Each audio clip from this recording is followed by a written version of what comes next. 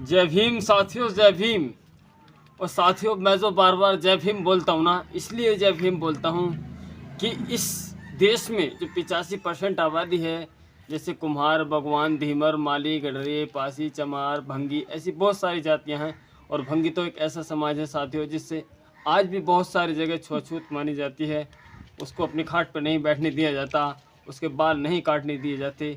ऐसे ही साथियों, जो जिसको धीमर समाज कहते हैं हम लोग, वो मछली पालने का काम करते थे और उनको अछूत कहकर यानी उनसे दूरी बनाते थे। जो पहले यानी ऊंची जात वाले लोग थे, यानी उनको बिल्कुल भी सम्मान देने का काम नहीं करते थे। ऐसे ही भगवान जो थे, उनको भी इतना सम्मान नहीं दिया जाता था कि तू खेत में रहता है, ये ऐसा करता है, वैसे करता है, तो पूरे पूरे दिन दोपहर धूप में रहता है। और साथियों, ऐसे ही पाल समाज को गडरिया यानी खटीक कहकर अपमानित किया जाता था। और यानी अपमानित करने का काम करते बहुत सारे लोग यहाँ पर।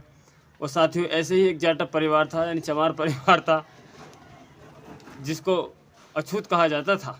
ऐसी बहुत सारी जातियाँ थी जिनको अछूत कहा जाता था, जिनके लिए बाबा साहब ने कड़ा संघर्ष किया।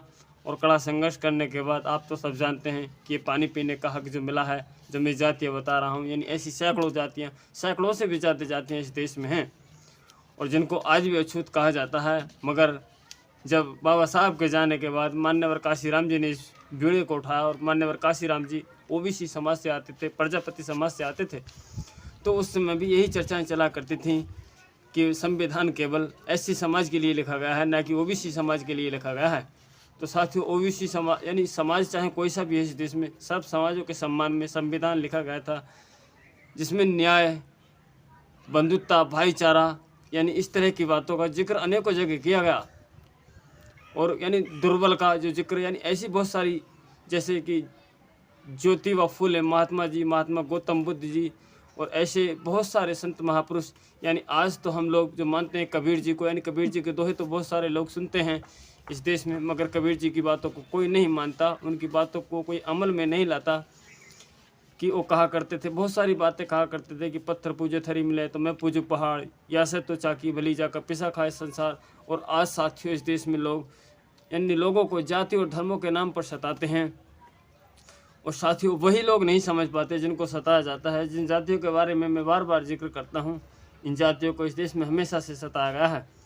और साथियों, जब नहीं सताया गया है तो वो शासनकाल था इस देश में, उत्तर प्रदेश में बहन जी का, यानी मायावती जी का। जब मायावती जी का शासनकाल आया, यानी मान्यवर काशीराम जी ने बहन जी को अपना उत्तराधिकारी घोषित कर दिया।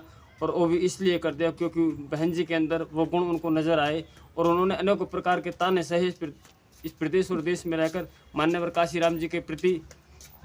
फिर भी उन्होंने अपना धैर्य नहीं छोड़ा, अपनी राजनीति को ख़त्म नहीं किया, और वह आगे बढ़ती चली गई। और उन्होंने 2007 में सरकार बनने पर, उससे पहले भी एक दो महीने की सरकार रहने पर ऐसा काम किया, बहुजनों के समाज में, बहुजनों के हित में काम किया।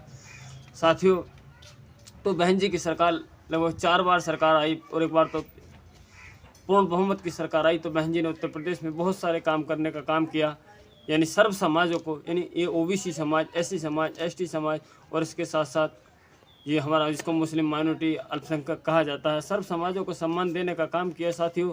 और जब ये बात इन लोगों को नहीं फली, किन लोगों को नहीं फली, यानी जो असली सत्ताधारी हैं, जो आज सत्ता में है, इन्होंने सोचा कि बहन जी की सरकार को कैसे ख़त्म किया जाए।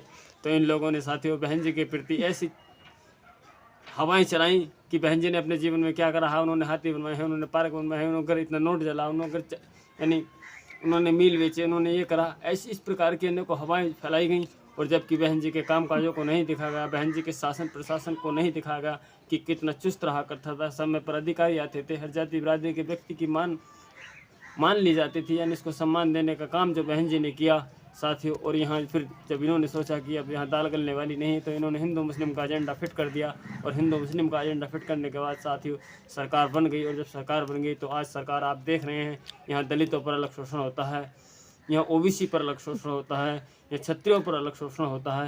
यानी इस देश में ऐसी कोई जाति बिरादरी धर्म नहीं बचा है जिसके साथ शोषण नहीं हो रहा है। तो साथियों, मैं इसलिए तो बार बार अपील कर रहा हूँ कि हम सब लोग अपना कीमती वोट केवल 24 में बहन जी को दें, क्योंकि बहन जी की जो सरकार है वो सबके लिए सुखदायी है। वो जाति बिरादरी वाली सरकार नहीं, वो धर्मों वाली सरकार नहीं। बहन जी सर्व समाज को सम्मान देने का काम करती हैं, और उन्हीं की सरकार में साथियों हम सब लोग सुरक्षित रह सकते हैं, और फिर अपने देश को फिर से कई सारे नामों से जान सकते हैं। अगर हम अपनी बहन जी को यानी 10 साल का मौका, जैसे हमने मोदी जी को दिया है, काश 10 साल का मौका बहन जी को दे दिया जाए तो मुझे लगता है पूरा भारत जगमगा उठेगा, लोगों में आपस में भाईचारा बढ़ेगा, लोगों में आपस में प्रेम बढ़ेगा और यहाँ एक दूसरे पर शोषण अत्याचार नहीं होंगे और सबको सबकी भागीदारी रोजगारी देकर सबको सम्मानित किया जाएगा साथियों। और साथियों, और हाँ, आपको मेरा वीडियो अच्छा लगा है तो वीडियो को ज़रूर लाइक करें। और साथियों, अगर आप मेरी बातों से सहमत हैं, आप लोग जानते हैं कि हाँ हम कबीर जी के दोहे सुनने वाले लोग हैं और कबीर जी को मानने वाले लोग हैं, तो क्यों न कबीर जी जिन बातों को कहा करते थे हम उन बातों को मान लें। अगर साथियों मेरी ये बातें आपको पसंद आई हैं तो कमेंट जरूर करें। और साथियों, अगर आप हमारे चैनल पर नए हैं ना तो हमारे चैनल को बिल्कुल अभी बेल को प्रेस करें। और साथियों, इस तरह की जानकारियाँ मैं आपको देता चला जाऊँ अगली वीडियो के माध्यम से। और चलते हैं। जय भीम, जय भारत।